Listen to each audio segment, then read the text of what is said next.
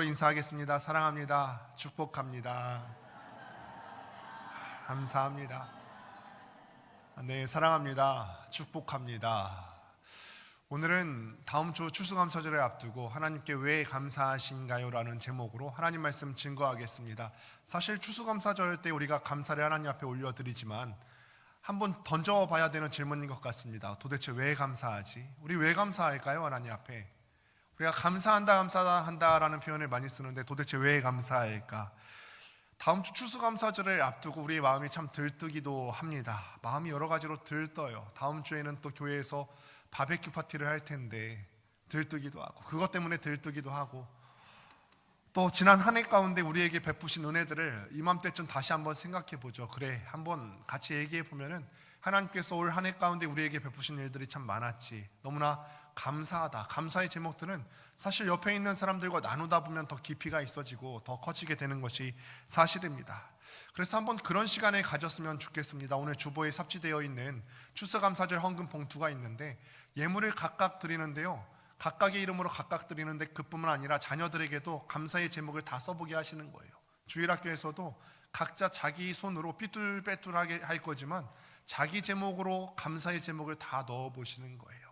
그렇게 다 기록하시고 다음 주일에는 특별히 감사 나무를 앞에다가 비치를 할 것인데 각자가 감사의 제목을 적으신 것들을 옮겨 적으셔서 열매 모양의 종이에다가 옮겨 적으셔서 감사 나무를 한번 장식해 보는 그런 시간이 있었으면 좋겠습니다.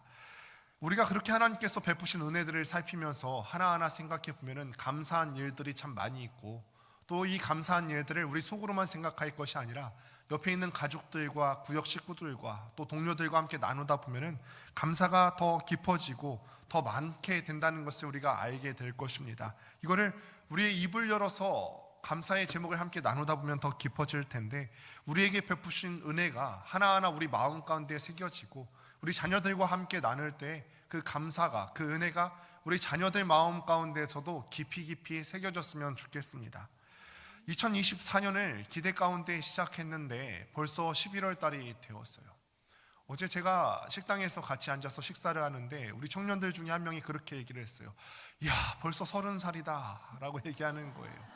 제가 그 순간 그 얘기를 듣고서 가만히 우리 옆에 계신 다른 어른들 표정을 보니까 아무 대꾸도 안 하세요. 다 아실 거예요, 왜 대꾸를 안 하시는지. 곧 있어봐라, 너희도 내 나이 된다, 이런 마음이실 것 같기도 하고요. 한 해가 그만큼 빨리 지나갔어요. 2024년도 뭔가 기대 가운데 시작이 됐고 소망 가운데 시작이 됐고, 그런데 잘 생각해 보시면 기대만 있었던 것도 아니고 때로는 힘든 상황 가운데 있었던 것도 사실입니다. 기대도 많았지만 우리 가운데 참 힘든 일도 많이 있었죠. 러시아 우크라이나 전쟁이 2022년도 시작이 됐는데 올해에는 좀 종식이 될까 싶었는데 아직도 전쟁은 계속적으로 진행이 되고 있고, 이스라엘 하마스 간의 전쟁도 작년에 시작이 됐는데 지금은 오히려 더 확전되어서 헤즈볼라와의 전쟁으로도 이어지고 있습니다. 이 사람들만 고통받고 있는 것이 아니라 전 세계 많은 사람들이 이 전쟁으로 인해서 물가 상승 등 여러 가지 이유로 우리도 함께 고난을 받고 있습니다.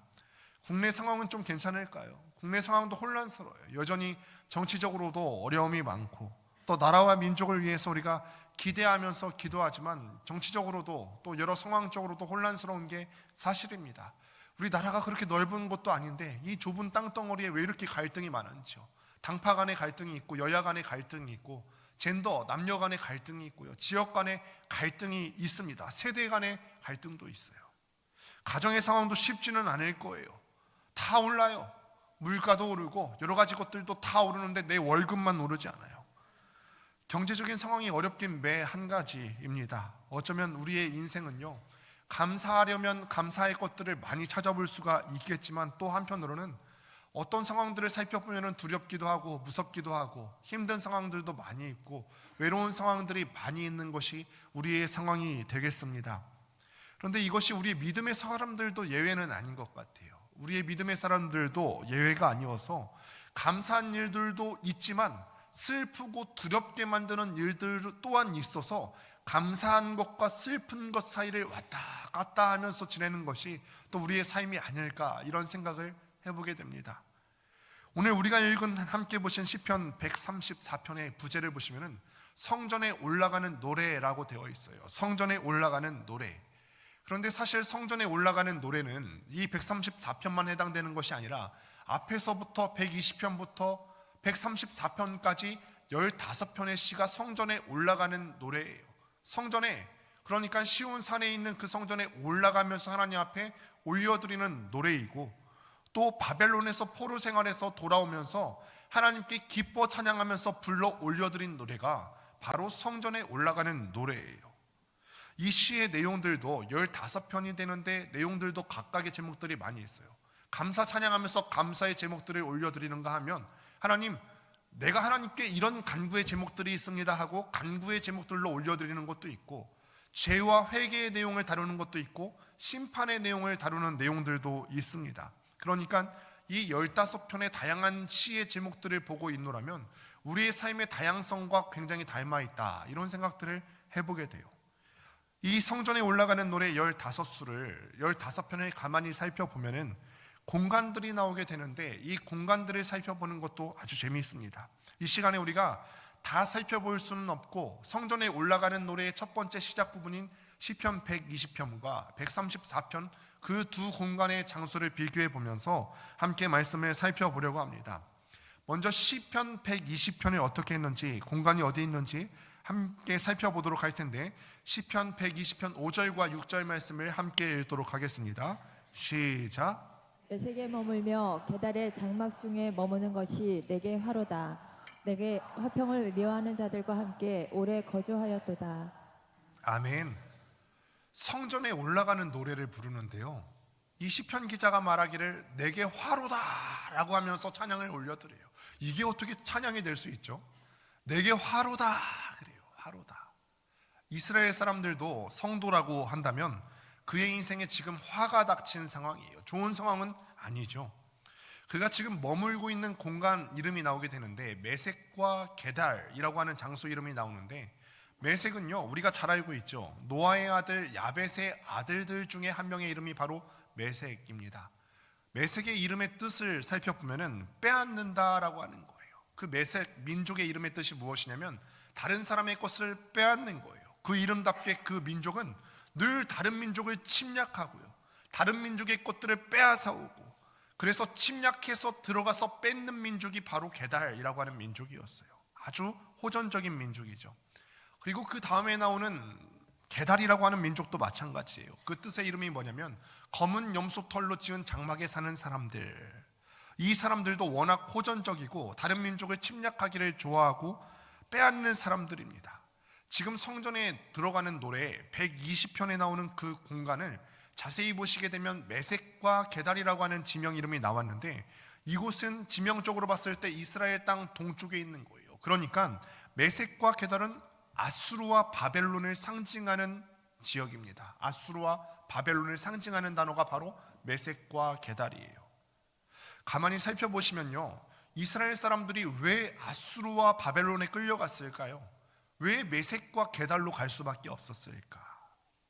이스라엘 사람들은 원래는 하나님께서 약속해 주신 젖과 꿀이 흐르는 땅에서 평안히 살 수가 있었어요. 그렇게 살고 있었죠. 하나님께서 허락하신 그 젖과 꿀이 흐르는 땅에서 평안히 살고 있었어요. 그런데 이 땅을 주신 하나님이 지루한 거예요. 하나님 은혜 가운데, 하나님의 말씀 가운데 평안히 사는 게 재미없고 지루해요. 우리가 가끔 그렇잖아요. 우리 인생에 별 일이 없을 때 별일이 없는 게 우리에게 복인데, 때로는 별일 없는 우리의 인생에 대해서 지루하고 재미없다 느낄 때가 많이 있습니다. 그래서 하나님을 이스라엘 사람들 마음 가운데서 서서히 밀어냈죠.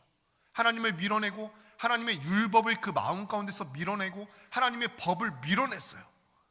눈을 들어보니까요, 하나님이 없는 그 공간 가운데 무엇으로 채우냐면 바알과 아세라의 문화가 자기들 눈에 들어오기 시작해요. 그래서 하나님을 몰아낸 그 빈 마음의 공간에 바알과 아세라를 채우는데, 제가 일전에 말씀을 드린 바가 있지만 바알과 아세라는 굉장히 음란하게 섬기는 우상이에요. 그 음란하게 섬기는 그 우상을 쫓아서 세상 쾌락을 이 빈 마음 가운데 들여놓은 거죠. 그래서 하나님을 밀어낸 그 마음 안에 바알과 아세라를 넣었어요. 하나님이 이 모습을 보고 너무 마음이 아파서 메섹과 게달 그 두 민족을 이스라엘 가운데 보내셔서 그들을 심판하시고 그들을 쳐들어오게 하셨고 이스라엘 민족을 잡아가게 하셨어요. 오랫동안 그 메섹과 게달에 있으니까 이스라엘 사람들이 비로소 깨닫기 시작하는 거죠. 그때가 좋았구나. 그때가 좋았어. 내가 그 땅에 살 때는 하나님께서 나에게 약속해 주신 그 평안과 은혜가 너무나 당연한 것으로 받아줘서 지루하게 여겨졌는데, 별것 아닌 것처럼 여겨졌는데 우리가 지루할 만큼 편안하게 지냈던 그때가 좋았구나. 이스라엘 사람들이 이것을 깨닫게 된 거죠. 아무리 내가 화평하게 지내고 싶어도 메섹과 게달이 호전적인 민족이라고 했잖아요. 화평을 싫어하는 민족들 가운데 있으니까 이스라엘 사람들이 죽겠는 거죠. 너무 힘든 것을 이제 깨달은 것입니다. 그리고 돌아와서는 성전을 향해서 노래하고 있는 거예요. 이번 주에 제가 트렌드 코리아 2025라는 책을 보았어요. 아마 자영업을 하시는 분들이나 경영을 하시는 분들은 해마다 이 김남도 교수님의 연구팀이 지피라는 이 책을 보실 것을 추천하는데, 2025년도 이 대한민국 사회가 어떻게 될 것을 예측하는 그런 책입니다. 그래서 그는 몇 가지 키워드를 말하는데 그 중에 하나가 아보하라는 단어예요. 아보하. 한번 추측해 보세요. 뭔가를 줄임말 같은데 무엇을 줄였을까요? 아보하. 사실은 2018년도 트렌드 코리아 2018년도에 소확행이라고 하는 단어는 들어보셨죠? 소소한 것을 소소하지만 확실한 행복해서 소확행. 이 젊은 세대들만 쓰는 게 아니라 우리들도 이런 단어를 쓸 수가 있는데 들어보신 적이 있으십니까? 아보하라고 하는 단어가 아주 보통의 하루, 별걸 다 줄여요. 아주 보통의 하루가 아보하입니다.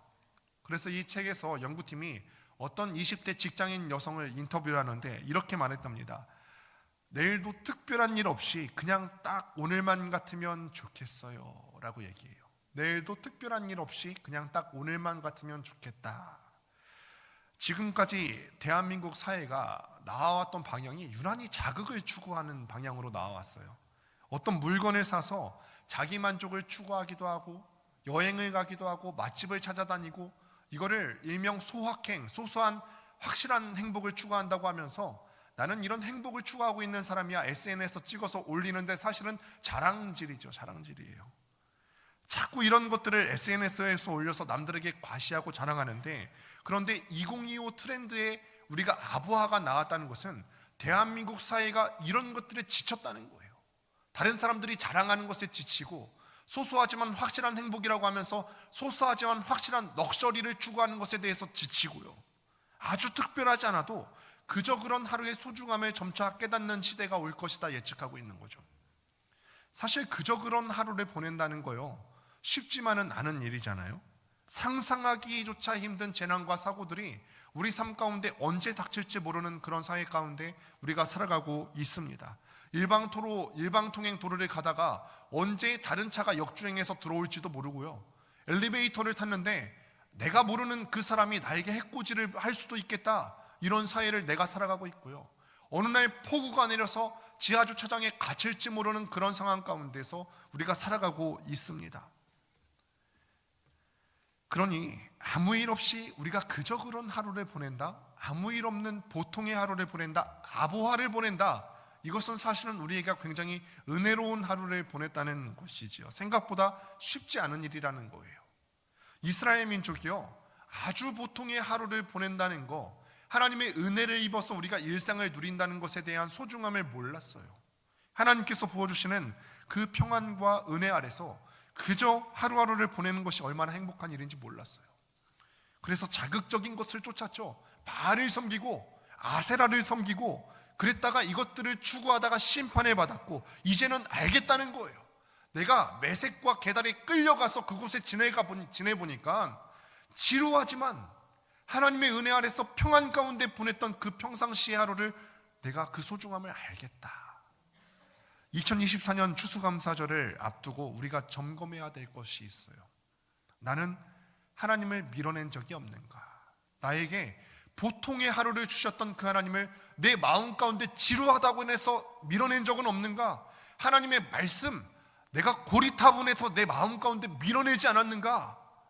내가 원하는 내 바알, 내 아세라를 내 마음 가운데 그 밀어낸 자리에 채워오진 않았는가? 우리가 이것들을 추수감사절을 앞두고 점검해야 된다는 거죠. 다 빼앗겼어요. 이스라엘 사람들이 다 빼앗겼다가 하나님의 은혜로 그 메섹과 게달에서 돌아오면서 발견하게 된 게 하나는 있어요. 여태는 내가 잘 몰랐습니다. 오늘 시편 134편은 그 알게 된 사실로부터 시작이 됩니다. 134편의 공간이 어딘지 같이 한번 읽어보도록 하겠습니다. 시작. 보라, 밤에 여호와의 성전에 서 있는 여호와의 모든 종들아, 여호와를 송축하라. 성소를 향하여 너희 손을 들고 여호와를 송축하라. 아멘. 메섹과 게달에 끌려왔다가 다시 고향으로 돌아왔는데 언제 돌아왔죠? 밤에 돌아왔어요. 그리고 그 깊은 밤에 돌아왔는데 성전 앞에 도착하게 됩니다. 화평을 미워하는 자들의 땅에서부터 시작해서 하나님께서 평안을 주신 그 가나안 땅까지 드디어 도착을 한 거죠. 그리고 가장 깊은 밤에 가나안 땅에서 가장 깊은 공간인 성전까지 들어왔어요. 들어와 보니까 하나를 보고 하나를 깨닫게 되었는데, 무엇을 보고 무엇을 깨달았을까요? 무엇을 보고 무엇을 깨달았을까? 여태 몰랐어요. 이스라엘 사람들은 이 깊은 밤에 다 잠들었어요. 그런데 하나님은 잠들지 않으셨어요. 이스라엘 사람들은 다 잠들었는데 하나님은 잠들지 않으셨다는 거예요. 밤에 여호와의 성전에 서 있는 여호와의 종들아, 밤에 이스라엘 사람들은 다 잠들었는데 여호와의 종들은 잠들지 않았어요. 끌려갔던 땅에서 돌아왔는데 밤이었고요. 그 돌아온 곳에서 성전을 바라보니까 성전은 불이 환하게 펴져 있는 거예요. 여호와의 종들이 끊임없이 그 성전을 밝히면서 일을 하고 있는데 시편 기자가 그것을 보고서 너무 좋은 거예요. 내가 왜 몰랐지? 하나님이 계속해서 일하고 계신 것을 왜 몰랐지? 내가 자느라 몰랐구나. 내 영적인 눈이 감겨져 있고 영적으로 침체되어 있고 영적으로 잠들어 있으니까 하나님이 끊임없이 나를 위해서 일하고 계신데 내가 이거를 몰랐구나. 바알과 아세라, 세상 일에 치여 살다 보니까, 직장 일에 치여 살다 보니까, 학교 생활에 치여 살다 보니까 하나님이 끊임없이 나와 함께 하시고 함께 일을 하고 계시는데 이거 내가 못 보고 있었구나. 그러니 이 시편 기자가 너무너무 감사해서 자기가 하나님 앞에 올려드리고 싶은데, 그런데 내가 송구스럽잖아요.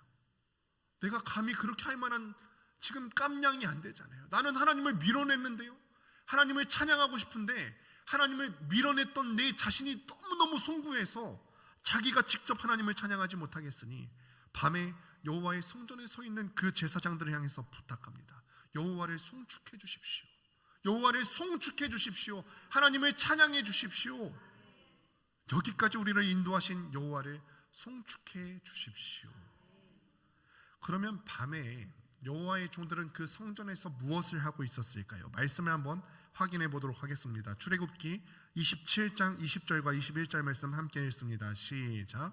너는 또 이스라엘 자손에게 명령하여 감나무로 짠 순수한 기름을 등불을 위하여 내게로 가져오게 하고 끊이지 않게 등불을 켜되 아론과 그의 아들들로 회막안 증거궤 앞 휘장 밖에서 저녁부터 아침까지 항상 여호와 앞에 그 등불을 보살피게 하라. 이는 이스라엘 자손이 대대로 지킬 규례이니라. 아멘. 우리가 이 말씀을 읽을 때는 지금까지는 굉장히 딱딱하게 여겨지셨잖아요. 여기에 다 의미가 있는 거예요. 감람, 그러니까 올리브로 짠 기름을 제사장들이 가져오게 와서 성막 안에 있는 등잔대가 있는데 이거를 끊임없이 불이 켜져 있게 하라는 거예요. 제사장들이 그 하나님의 등잔대가 꺼지지 않게 끊임없이 등불을 켜라. 모두가 잠들었어도 내 잔은 꺼지면 안 된다. 이스라엘 사람들이 다 잠들었어도 내 잔은 꺼지면 안 돼. 그게 너희가 해야 되는 일이야. 끌려갔던 땅에서 성전에 들어와 보니까 제사장들이 밤을 새우면서 등불이 꺼지지 않도록 그 안에 기름을 계속해서 붓고 있어요. 심지를 계속해서 도두이고 있습니다. 하나님은 이거를 24시간 내내 항상 하라고 하셨을 뿐만 아니라 너희 당대뿐만 아니라 지금뿐만 아니라 너희 다음 세대까지 이것을 전수해 줘야 된다. 지금 세대만 꺼지지 않게 놔둘 것이 아니라 너희 자녀 세대들, 너희 손자 세대들 대대로 이것을 간수해서 가르쳐서 지키게 해야 된다. 하나님의 불이 꺼지지 않도록. 돌아오고 나서야 이스라엘 사람들이 이거를 알았어요. 나는 하나님을 밀어냈는데 나는 하나님이 주시는 내 평안이 지루하다고 해서 밀어내는데, 나는 하나님의 법이 고리타분해서 하나님의 말씀대로 살지 않고 자극을 쫓아서 살았는데, 소확행이니 뭐니 하면서 이런 것들을 추구하면서 살아왔는데, 나는 하나님의 말씀을 밀어내는데, 나는 하나님을 외면했지만 하나님께서는 밤낮없이 끊임없이 대대손손이 낮이고 밤이고 하나님의 일을 하고 계셨던 거죠. 그런데 성전의 기구 가운데요, 항상이라고 하는 시간적 표현이 붙는 게 하나 더 있습니다. 그 기구가 뭔지 출애굽기 25장 30절 말씀 같이 한번 읽겠습니다. 시작. 상위에 진설병을 두어 항상 내 앞에 있게 할지니라. 성소 안에 들어가면요, 상이 하나 있게 되는데 그 상 위에는 떡이 놓여 있어요. 그 떡의 이름은 진설병. 말 그대로 진설했다, 하나님 앞에 올려드렸다. 병이라고 하는 것은 떡, 병자를 써서 하나님 앞에 올려드리는 떡이다라고 하는 그런 이름의 의미를 갖고 있습니다. 그런데 이 단어를 히브리어로 하게 되면은 그 이름을 보면 얼굴들의 떡이라고 하는 이름을 갖고 있어요. 얼굴들의 떡. 그 떡은 얼굴이에요. 그런데 그 진설병을 몇 개를 올려두게 되냐면 12개를 올려둡니다. 12개. 이 떡들은요, 그러니까 12지파의 얼굴을 상징하는 거예요. 하나님은요, 성막 안에서 뭔가를 배치하실 때 그냥 배치하신 게 아니에요. 다 뜻이 있으셔서 그렇게 배치하신 거예요. 이런 배치들을 통해서 실물 교육을 하기를 원하셨던 거죠. 봐라, 이런 것이 너희가 깨달아야 되는 실물 교육이다. 하나님께서는 이 떡들 12개를 올려놓으라 하셨던 거죠. 12지파의 얼굴을 하나님께서 항상 보고 싶으셨던 거예요. 그래서 이 떡은 절대 그 상 위에서 끊어지면 안 돼요. 계속 제사장이 그 위에 끊어지지 않게 올려야 했습니다. 항상 있어야 되는 그 등불과 항상 있어야 되는 12지파의 얼굴을 상징하는 그 떡들의 위치가 어떻게 될까? 다시 한번 말씀 확인하겠습니다. 출애굽기 26장 35절 말씀을 보니까 그 휘장 바깥 북쪽에 상을 놓고 남쪽에 등잔대를 놓아 상과 마주하게 할지며, 이거를 사진으로 한번 보실게요. 이게 성소 안의 상징인데 금초대, 그러니까 하나님의 불빛이 계속해서 감람류로 끊이지 않게 타오르게 하고 있어요. 맞은편에 뭐가 있죠? 진설병 12개가 놓여져 있어요. 이스라엘 사람들의 얼굴을 상징하는 12개의 떡들이 놓여 있어요. 이스라엘은요, 하나님을 버렸어도 하나님은 그 가장 깊은 곳에서 이 12지파의 얼굴을 끊임없이 비추고 계셨던 거죠. 끊임없이 비추고 계셨던 거예요. 이거를 처음부터 계획하셨던 거예요. 너희는 마음 가운데 내가 지루했어? 나를 버렸어? 나를 떠나서 잠시 세상으로 갔어? 그런데 너희 이거 알아야 돼.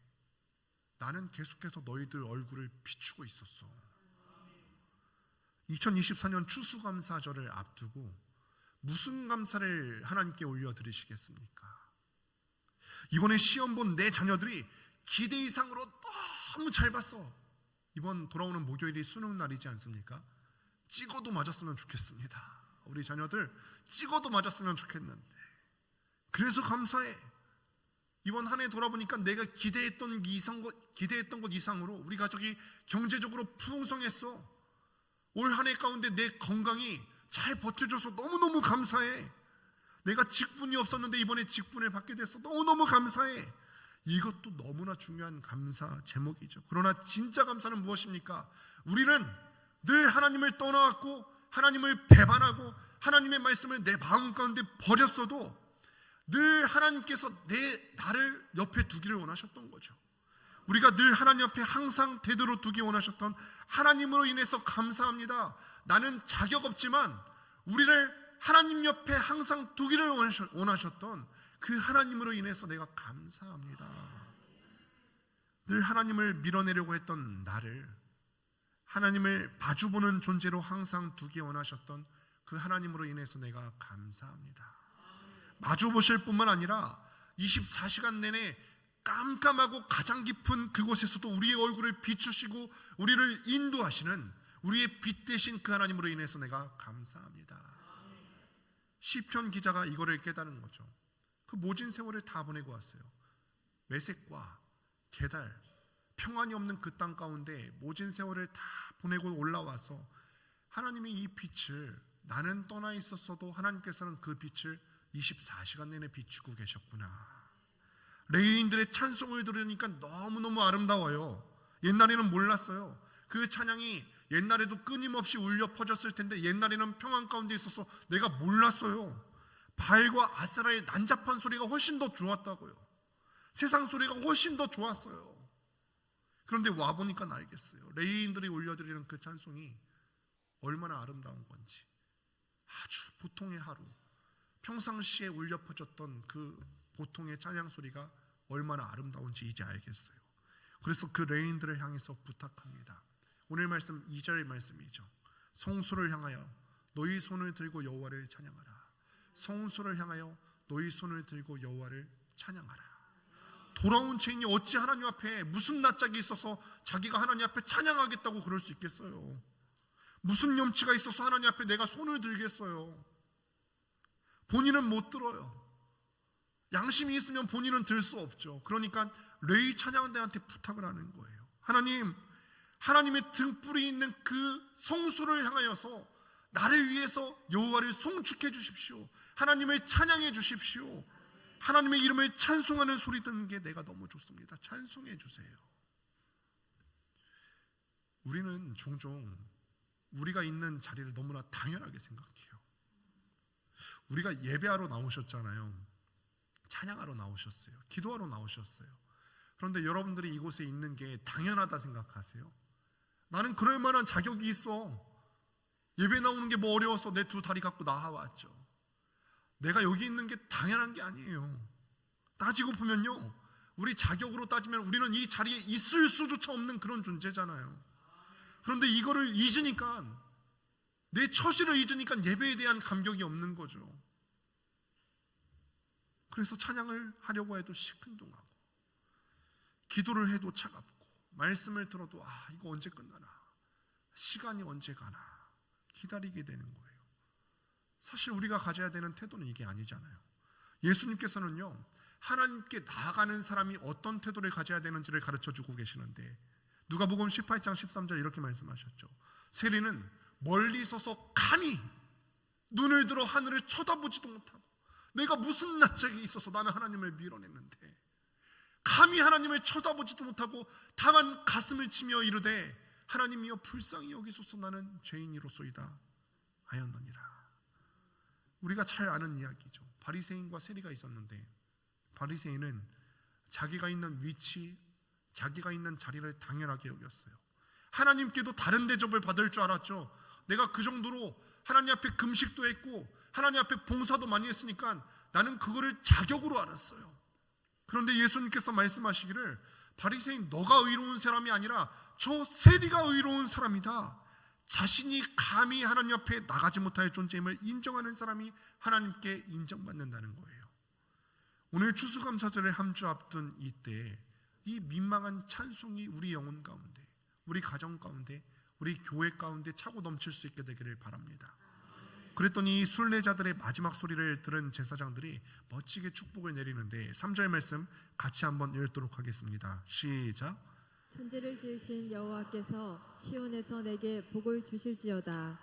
아멘. 하나님을 밀어냈던 그 백성들, 하나님의 말씀을 밀어냈던 그 백성들이 하나님 앞에 돌아와서 민망하게 하나님을 찬송하고 싶어 하니까 제사장이 축복을 합니다. 하나님을 배신했어도 축복해 주시는 것이 바로 하나님의 사랑이고 하나님의 은혜입니다. 나는 지루하다 생각했어요. 하나님이 지루하다 생각했고 고리타분하다 생각해서 바알과 아세라가 좋았고 세상이 좋았어요. 하나님을 밀어내고 하나님의 말씀을 내 중심 가운데서 밀어냈어요. 그런데 그 하나님이 천지를 지으신 하나님이셨죠. 돌아와서야 비로소 깨닫고, 이것을 깨달으니까 제사장들이 축복해요. 너는 천지를 지으신 하나님을 밀어냈고 하나님의 말씀을 밀어냈고, 너가 하나님 앞에 설 수 있는 자격이 되지는 않지만 이제는 돌아왔으니 천지를 지으신 하나님의 여호와의 이름으로 너희를 축복한다. 너희를 여기까지 돌아오게 하신 그 여호와께서 너희에게 시온에서 복 주시기를 원한다. 오늘 우리는 그 음성을 듣습니다. 우리가 하나님 앞에 설 자격이 없는 죄인들이지만 우리를 여전히 이 자리로 돌아오게 하신 그 하나님의 이름을 찬양합니다. 하나님이 우리를 위해서 일하신다고 할 때 어떤 일을 하실까요? 바로 시온에서 복을 주시는데요. 시온은 예루살렘을 가리키는 다른 말이죠. 근데 왜 시온에서 복을 주실까요? 많고 많은 자리에서 왜 시온에서 복을 주실까? 하나님께서 시온에서 복을 주시는 이유가 뭡니까? 이 시온에 하나님의 뜻이 있기 때문에 그렇습니다.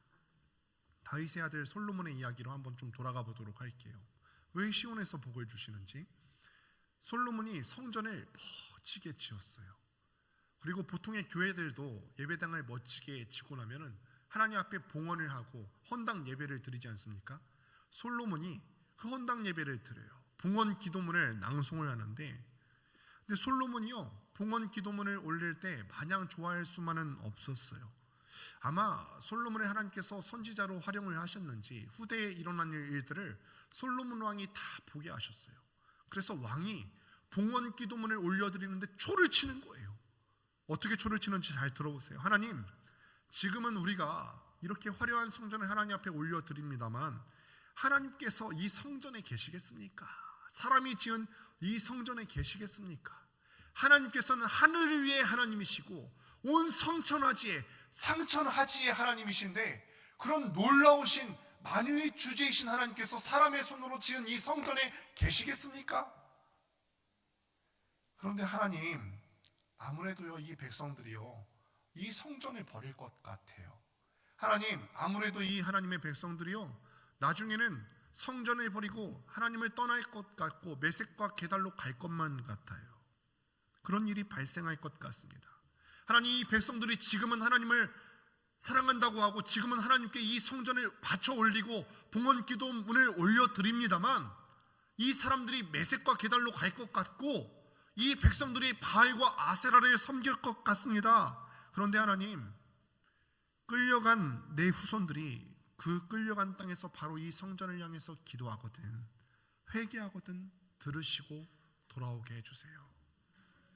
지금 우리가 들어보면요 참 은혜로운 이야기인데요, 사실 성전 다 짓고 봉헌 기도문으로 올려드릴 만한 그런 기도의 내용은 아니잖아요. 그렇죠? 아직 우리 교회도 아직 헌당을 못했습니다만 헌당 예배 때 축복 기도 때 그 해주러 오신 목사님이 이렇게 기도한다 한번 생각해 보십시오. 한번 상상해 보시는 거예요. 어떤 외부에서 그 목사님이 오셔서 우리 교회를 축복한답시고 이렇게 기도하는 거예요. 하나님, 권능교회가 아름답게 지어졌습니다만 하나님께서 사람이 지은 그 성전에 계시겠습니까? 하나님, 권능교회가 아름답게 지어졌습니다만 보니까 권능교회 교인들이 세상 일 더 좋아해서 언젠가 이 성전을 버리고 떠날 것 같은데요, 돌아오거든 회개하고 돌아오거든 다시 받아주세요. 은혜로운 기도입니다만 이게 봉헌식 때 해야 되는 그런 기도의 내용은 아닌 것 아시겠죠? 그런 내용은 아닌 것 같아요. 완전히 그 즐거운 분위기에 솔로몬 왕이, 그 지혜롭다고 한 왕이 초를 쳐버렸어요. 근데 솔로몬은 알았어요. 하나님의 영에 감동이 되어서 완전히 알아버렸어요. 바로 여기가 시온이에요. 그 기도를 들으신 하나님께서요 솔로몬의 그 기도의 내용이 얼마나 좋으셨는지 이렇게 약속하셨어요. 열왕기상 9장 3절 말씀 같이 한번 보도록 하겠습니다. 함께 읽습니다. 시작. 그에게 이르시되 내 기도와 내가 내 앞에서 간구한 바를 내가 들었은즉 나는 내가 건축한 이 성전을 거룩하게 구별하여 내 이름을 영원히 그곳에 두며 내 눈길과 내 마음이 항상 거기에 있으리니. 아멘. 그러니까 하나님께서 건물을 받으신 게 아니에요. 사람이 지은 그 건물을 받은 게 아니라 내가 하나님 앞에 했던 어떤 일들이나 어떤 업적을 받으신 게 아니에요. 야, 솔로몬아, 네가 지금 때에 맞지 않아 보이는 그런 기도일지라도 이 구슬프기 짝이 없는 그 기도와 간구를 내가 들었어. 나는 네가 건축한 이 성전을 구별할게. 세상에 많은 장소가 있고 세상에 많은 공간이 있지만 그 많은 장소와 공간 중에서도 솔로몬, 네가 지은 이 성전은 내가 특별히 구별할게. 그리고 거기다가 내 이름을 두고 내 눈길도 두고 내 마음도 영원히 그곳에 둘게. 하나님께서 이렇게 약속해 주셨어요. 하나님의 마음이 솔로몬이 봉헌 기도문을 올려드렸던 그 시온에 있어요. 그래서 제사장들은요 포로에서 돌아온 백성들을 향해서 하나님께서 시온에서 너희들을 향해서 복을 주실 거다 하셨어요. 그런데 어떡하죠? 메섹과 게달이 쳐들어와서요 솔로몬이 성전을 짓고 나서 하나님께서 이 성전 가운데 구별해서 복 주신다 하셨는데 메섹과 게달이 쳐들어와서 이 성전이 완전히 무너져 버렸네요. 그런데 다행히도 이스라엘 사람들이 바벨론의 서포로에서 들어왔더니 스룹바벨 성전이 다시 재건이 되었습니다. 스룹바벨 성전을 향해서 많은 순례자들이 하나님 앞에 찬양을 올려드렸어요. 그런데 두 번째 성전을 재건을 했는데 이스라엘 사람들의 반응들이 좀 애매해요. 어떤 반응이냐면 다 같이 울긴 울어요. 이 성전을 바라보면서. 그런데 우는 양식이 달라요. 나이 많으신 분들은 옛날에 솔로몬의 성전의 그 화려함을 봤던 사람들은 두 번째 재건됐던 성전을 보고 옛날에는 참 화려했는데 왜 이렇게 초라해? 마음 아파하면서 울었고, 젊은 세대들은 그래도 야, 하나님의 성전이 재건됐어 기뻐하면서 울었죠. 그래서 학계가 질문합니다. 이 성전이 예전 너희들이 보았던 솔로몬의 성전보다 초라해 보이지? 그런데 너희 눈에 초라해 보이는 이 눈에 더 큰 영광이 있게 될 것이다. 더 큰 영광이 있게 될 것이다. 하나님이 돌아와서 슬퍼하는 백성들을 위로하세요. 그런데 또 어쩌죠? 두 번째 성전도 무너졌어요. 로마에 의해서 두 번째 성전도 무너지고 세 번째 성전도 다 그렇게 무너져요. 예수님 때 세 번째 성전이 세워졌어요. 충격적인 거는요, 이 세 번째 성전 올려드렸을 때 하나님은 거기에 안 계세요. 하나님께서 말씀하셨죠. 도둑의 소굴이다. 강도의 소굴이다. 성전이 도둑의 소굴이 되고 강도의 소굴이 되었는데 하나님이 그곳에 계실 리가 없죠. 그러면요, 하나님께서 분명히 약속하셨잖아요. 솔로몬아, 네가 건축한 이 성전 가운데 내 마음을 둘게, 내 눈길을 둘게. 그런데 성전이 다 망가지고 다 피폐해졌는데 하나님 지금 어디 계시죠? 하나님의 집이 지금 어디 계세요? 이 더러운 죄인의 몸을 하나님께서 성전 삼으시고 우리 안에 쑥 들어오셨어요. 솔로몬이 성전 지은 날 하나님께서 약속하셨죠. 내 이름을 성전 가운데 둘게, 내 눈길을 성전 가운데 둘게, 내 마음을 성전 가운데 둘 것이다. 그렇게 하나님께서 약속하셨는데 그 약속대로 주님께서 이 더러운 몸을, 주님 말씀을 무시하고 버렸던, 하나님의 말씀을 밀어냈던 이 더러운 몸을 하나님께서는 성전 삼으시고 내 안에 들어오셔서 그 약속을 이루어내셨죠. 내 눈길이 너희 마음 가운데 있다. 내 마음이 성전되는 너희 마음 가운데 있다. 내 관심이 너희한테 있어. 이 약속이 내가 주님 앞에 서는 날까지, 내 자녀들이 주님 앞에 서는 날까지 대대로 항상 우리와 함께 하시는 줄 믿습니다. 이거를 위해서 우리 주님께서 화목제물이 되어주셨죠. 내가 하나님 앞에 두 손 들고 찬송할 수 없는 민망한 죄인이니까 예수님께서 대신 들어주신 거예요. 내가 하나님 앞에 직접 나가기 못하는 송구하고 민망한 사람이고, 그런 사람이니까 예수님께서 대신 나를 대신해서 화목제물이 되어주시고 대신 돌아가 주셨어요. 그래서 주님께서 대신 십자가에 못 박히셔서 하나님을 향해서 화목의 찬송을 올리셨어요. 우리가 그 하나님 앞에 지금 예배자로, 그 은혜로 서 있는 거예요. 이게 우리의 감사 제목인 거죠. 다시 물으신다면 대답하실 수 있겠습니까? 왜 하나님 앞에 감사하십니까? 왜 감사하세요? 습관적으로 종교적인 용어로 그렇게 말씀하시는 거 아니에요. 하나님 앞에 감사합니다. 왜 뭐 감사하신대요? 과거에도 지금도 우리가 영원토록 대대로 우리가 감사할 제목은 그리스도의 피를 화목제물로 하나님께서 받으시고 우리를 구원하신 그 하나님 아버지 때문에 감사하는 거죠. 비록 지난해보다 내 수입이 줄어들었고, 비록 기대했던 것보다 이번 한 해가 행복해 보이는 것 같지 않지만 우리가 그래도 넘치도록 감사할 수 있는 이유가 있어요. 깊은 밤, 깊은 곳에서 나는 하나님을 버리고 떠났지만 지금도 빛을 비추고 계시는, 지금도 12지파의 얼굴을 향해서 그 등잔대에 빛을 비추고 계시는 하나님, 지금도 나는 하나님을 버렸지만 끊임없이 날 위해서 일하고 계셨던 그 하나님 때문에 내가 감사합니다. 돌아온 백성들이 그렇게 시온에 돌아오게 하면 하나님께서 시온에서 복을 주실지어다. 기독교는 기복 종교가 아니에요. 기복 종교는 복을 따라다닌다는 의미가 있잖아요. 그런데 기독교는 복이 따라다니는 종교가 아니라 복이 주어지는 종교예요. 성경은요, 온통 복 이야기예요. 복 이야기. 메소포타미아 갈대아우르 우상의 땅에서 우상 숭배하고 있었던 우리 조상 아브라함을 부르면서 하나님께서 처음 하신 말씀이 있죠. 너는 복이 될지라. 60노인이 되기까지 박복하게 인생을 살았던 그 야곱, 어떻게든 복 좀 받아보려고, 어떻게든 내가 하나님의 복 좀 받아보려고 아버지와 형을 속이면서까지 살아왔는데 복은커녕 박복해져서 그 땅에 쫓겨났던 그 야곱. 내가 세상에서 그렇게 야곱처럼 행동했으면 나는 쫓겨났을 거예요. 그런데 우리 하나님 아버지께서는 그 박복한 인생, 그 박복함을 어떻게든 극복해 보려고 애썼던 그 인생을 불쌍히 여기시고 너뿐 아니라 너희 대대손손이 복이 될 것이다. 복의 통로로 쓰임받게 될 것이다. 모든 민족에게 복을 나누어주는 사람이 될 것이다. 할렐루야. 추수감사절에 진짜 찬송하는 사람들은 바로 이런 사람이에요. 하나님으로부터 복을 받아서 내가 복이 되고 그 복을 다른 사람들에게 나누어주는 사람이 정말 하나님 앞에 찬송하는 사람인 거죠. 오늘 다음 주 추수감사절을 앞두고 나와 내 자녀들이 하나님 앞에 그렇게 아름답게 복받고 복으로 쓰임받을 수 있게 되기를 간절히 소망합니다. 그러니 이번 주간 한번 결단해 보시죠. 우리가 주보에 헌금 봉투가 다 나가는데 또 돈 얘기 이거 아니고요. 이거 아니고 각자 가정에 나눠 가셔서 가정 예배까지 드리면 너무 좋겠습니다만 그거 아니더라도 자녀들과 함께 감사의 제목을 나눠보는 거예요. 그리고 감사, 뭘 놓고 감사해야 될지 부모님이 알려주시는 거예요. 우리가 감사할 것도 여러 개 있습니다만 그래도 얘들아 그것 때문에도 감사하지만 하나님께서 우리 같은 인생에 함께 해주시는 게 얼마나 감사해. 부모가 가르쳐 주시는 거죠.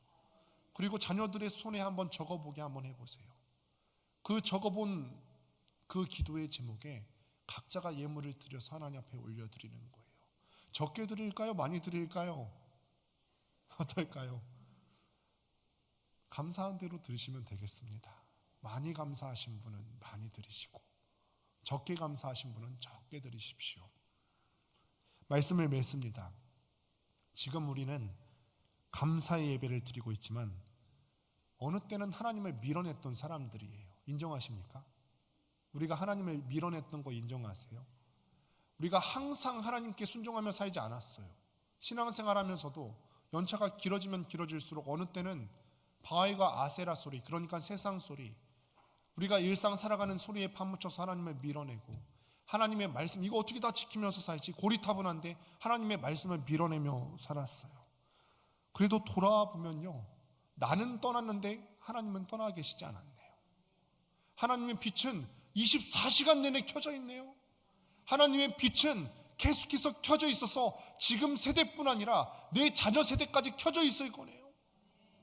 그 빛은 우리의 얼굴을 향해서 진설병을 향해서 비추고 계시네요. 우리와 함께 해주시겠다고 약속하신 그 하나님께서는 우리를 예수 그리스도의 피로 우리를 성전 삼으셔서 우리에게 복을 주시는 줄 믿습니다. 내 이름이 성전에 있을 것이다. 내 관심이, 내 눈길이 성전에 있을 것이다. 그런데 그 성전은 지금 솔로몬에 있던 그 외적인 건물이 아니라 내가 너희를 성전 삼아서 내가 너희와 항상 함께 할 것이다. 성전은 건물이 아니라 너희인데 내가 너희와 항상 함께 할 거야. 내 시선을 너희에게 둘 것이다. 우리가 오늘 이것을 기억하면서 오늘 하루뿐 아니라 우리의 평생 가운데 대대로 하나님을 찬양하며 송축하며 살아드리는 인생 될 수 있게 되기를 간절히 소망합니다. 기도하겠습니다.